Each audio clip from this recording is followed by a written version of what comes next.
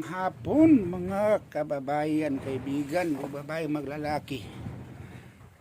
Nakahuli na naman ako ng isdang malasugi. Yun, bago pa yan talaga. Kasi laki yan, yung isang araw.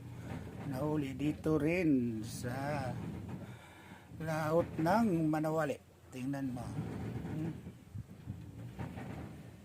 Yan, huli ko ngayon. Kabigat talaga. Hindi man siya naman di katulad yung isang araw, patay na siya. Pero ngayon ito, buhay pa siya, pero hindi na siya malakas. Pagod na siya talaga. Kaya nahuli ko rin.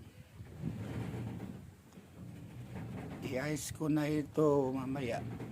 Putulin ko naman 4 na putol, at yung bituka niya kunin ko naman at iulam ko.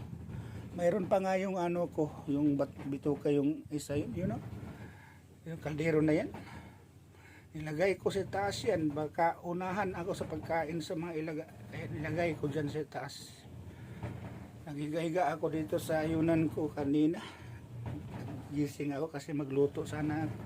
Ay pagtingin ko sa pasol ko, wala nang nylon. Paghila ko mabigat. Sabi ko, ano na naman ito, malasugi talaga.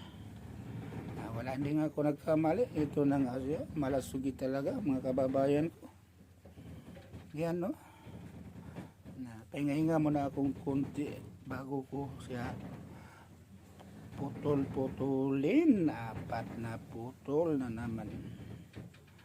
Sa kudat, 4 lang talaga kilo ito mga kababayan.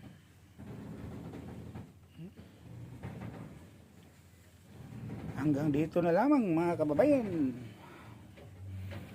Magandang hapon ninyong tanan.